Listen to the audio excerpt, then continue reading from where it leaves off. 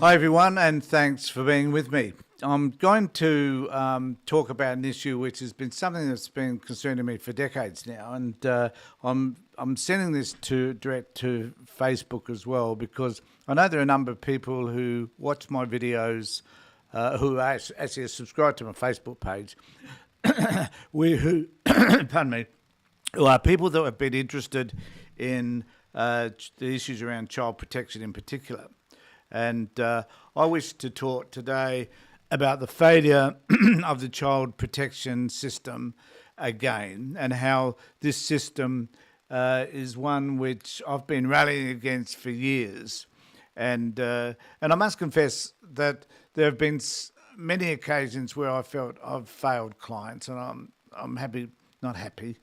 I'm prepared to admit that, mainly because, not necessarily because I haven't put in the work, but primarily because the system just refused to change. No matter how many warnings I had, no matter how much I advocated for clients, for families, for kids in particular, and how much I wanted that system to change. I can remember a decade or so ago working with the Chief Executive Officer for the Department of Child Protection, who at least provided an ear to what I had to say.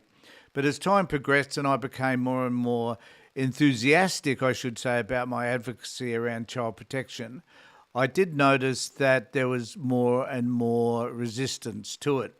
In fact, there was an interesting story I was told recently where someone I know had they had a conversation with this person about child protection, and my name happened to come up. And this particular person had worked for the child protection system, was now working for an NGO. And there was a sense of disdain about my name, the fact they referred to me as Tony Tonkin, and the way they did indicated that they were perhaps a bit hesitant about at least admitting to this person that they knew me or knew of the work that I'd done. And the reason why this struck me as interesting was that I started to think a little bit more about the way I was perceived while doing that work. And I know for, well, kind of a fact, I guess, that I was irritating. I was presenting myself as a social worker, a peer of those people that I was working with in the department, who saw me as someone who would challenge their views about the way that they should be working with kids and with families in particular. And as a result of that, my presence in many of the meetings that I had with the department were unpleasant. Not because I was aggressive, but simply because I was looking after and caring for and had a duty of care to my clients, who were often the parents. So as a result of that, some of those meetings were unpleasant, to say the least. And often people tended to become agitated with the form of advocacy that I provided. Now, I don't provide an excuse for any of that. That wasn't my problem. It was just that they were not familiar with someone presenting to them in the way that I would. That is, someone who was simply advocating for what was in the best interest of the children at the time. As a result of that, I saw many faults within the system, and I certainly did my best to advocate for systemic change within the child department and the child protection system. Now, regrettably, none of the things that I advocated for ever came about. I knew that they were understaffed. I knew, pardon me, I knew that many of the qualities and the traits that the social workers had were inept, that they were poorly trained. Even though they had social work degrees, they didn't understand the nuances of social work itself. They were judgmental. They saw families through a filter of being bad parents and therefore not worthy of having their children. They didn't see these people as people who were simply struggling, needed support in order to be able to manage their families better. And as a result of that, the first option was often to remove children when it was completely unnecessary to do so. And then there's the counter viewpoint, which I'm about to present to you because this has come up recently on a ABC News article, which I twigged to because it sort of highlights another side of the issue. So on one hand, they would be really quick to remove a kid because they've labelled and categorised the parents in a certain way. And on the other hand, they were just lazy. And sometimes removing a child was all about being lazy because the department didn't have the resources, didn't have the qualifications necessarily to be able to work with these families in a more productive way, and chose simply to remove the kid. On other occasions, though, they were so damn lazy, they decided to leave the children in harmful situations.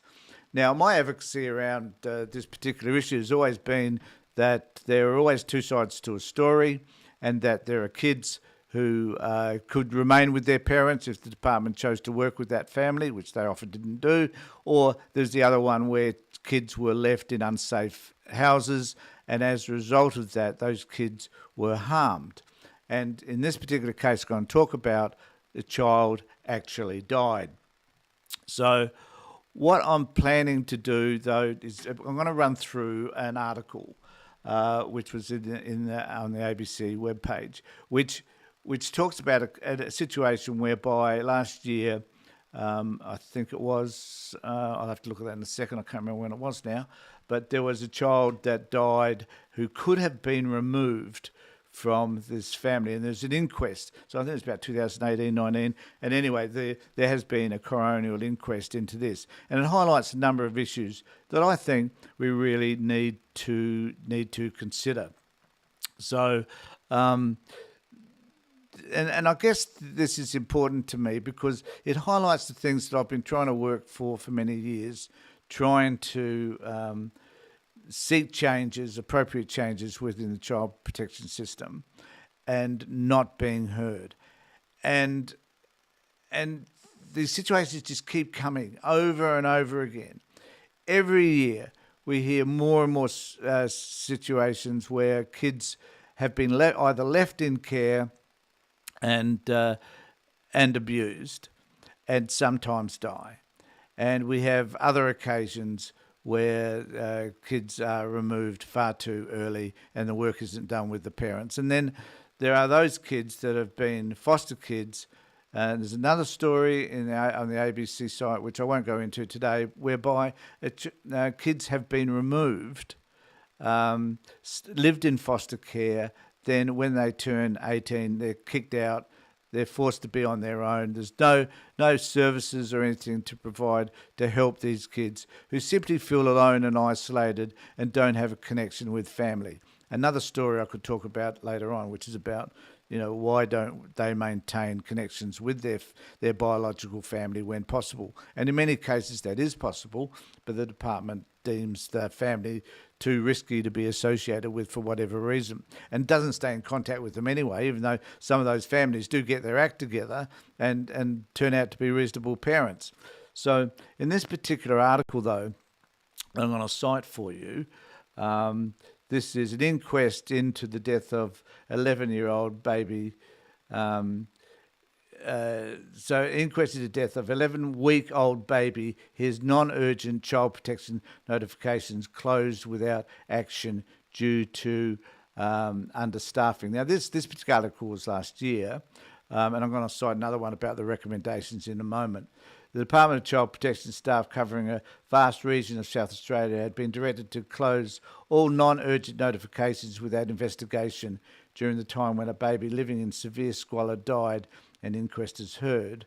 The coroner, David Whittle, is investigating whether the unhygienic state of a regional home contributed to the death of an 11-week-old baby boy in November 2018. He also examining the Department of Child Protection response to the 23 notifications received about the family between 2015 and his death. So from 2015 and so on till the child's death in 2018, there had been 23 notifications.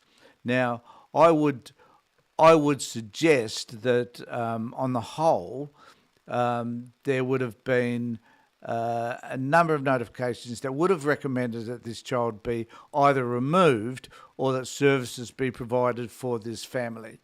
However, that wasn't the case. Services were not provided for this family, and as I understand it, could be wrong, but clearly if services were, they weren't adequate. And as a result of that, after the 23 notifications, someone did not wake up to the fact that there was a need within this family for any form of intervention, and it wasn't offered. So it goes on to say the boy was found unresponsive while sleeping in a filthy fold-out couch with 4 others, including his 2 older siblings. There's video footage that was shown to the inquest, the rubbish, cat feces, spoiled nappies. Obviously, plenty of indication that this child was in an unsafe environment.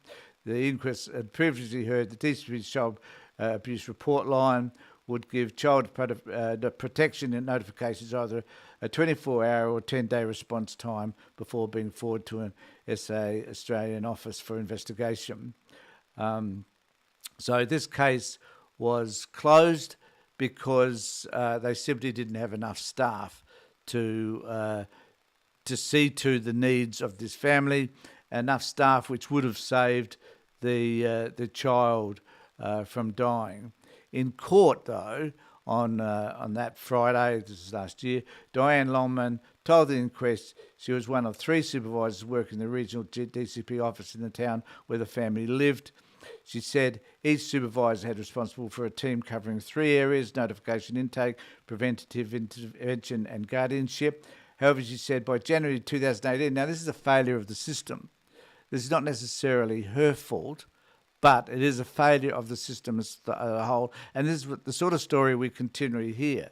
However, she said by January 2018, the 2 other supervisors had left, and she was the sole supervisor responsible for all 3 teams, and DCP had failed to fill the 2 vacancies when multiple notifications about the boy were sent to her office. She told the inquest that another regional DCP outpost was tasked with assessing some of the officer's notifications because it was just myself trying to manage the whole office. Now, that is a terrible, terrible excuse.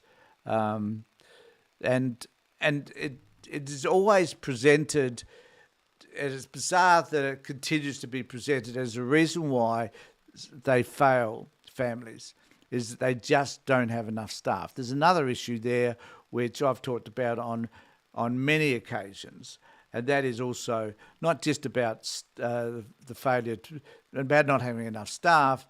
It's also about not having the qualifications to be able to do the job appropriately, and not being able to do assessments appropriately. I won't discuss that now, but certainly the assessment process is generally pretty damn woeful. So as a result of all of that, though, we now have the recommendations of the coroner, and I'll just run through that a little bit as well. I'll try and skip what I've already read. So the inquest was last year, and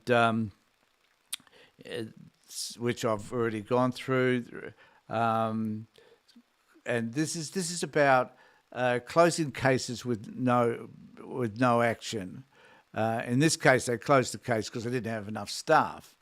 But so there's closed no action, which occurs when there are not enough resources to follow up. It's not just about resources to follow up, it's about resources to help the parents and help the family. That's the primary issue.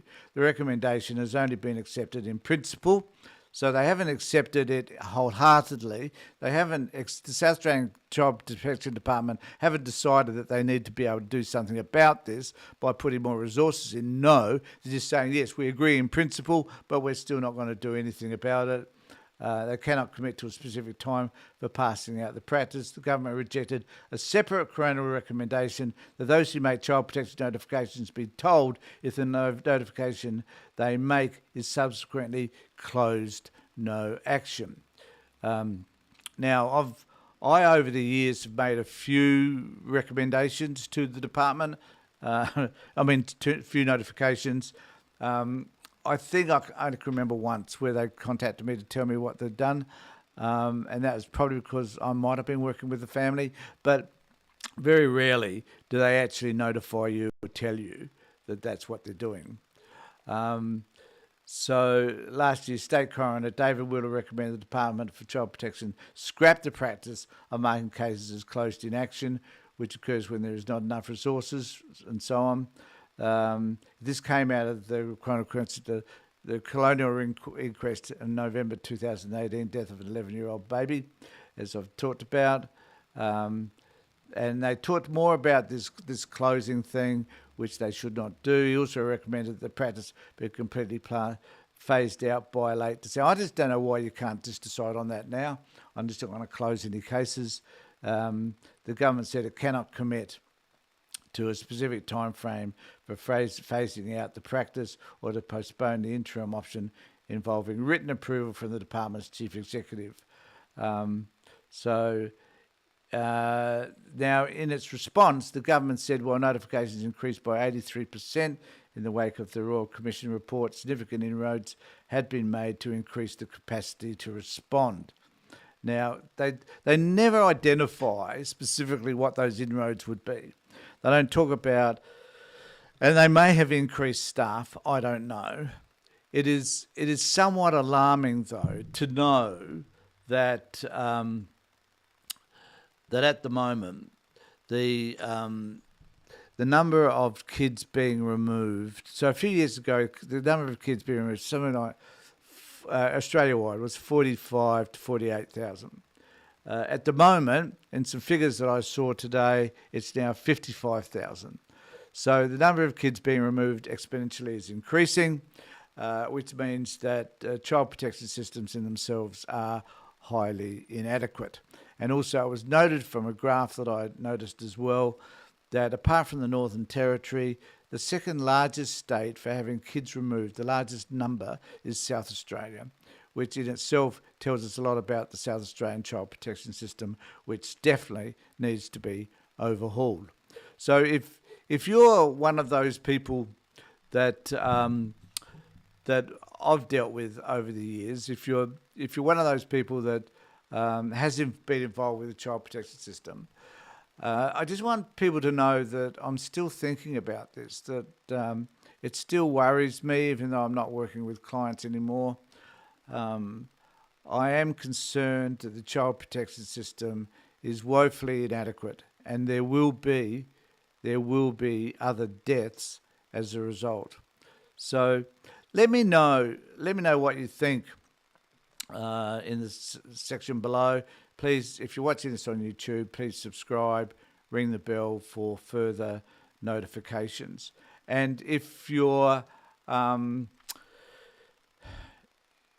watching this on Facebook, just zap over to my YouTube channel and subscribe there as well. I'd really appreciate that, because there will be further such posts in the future. In the meantime, take care, look after yourselves and your family, and be safe.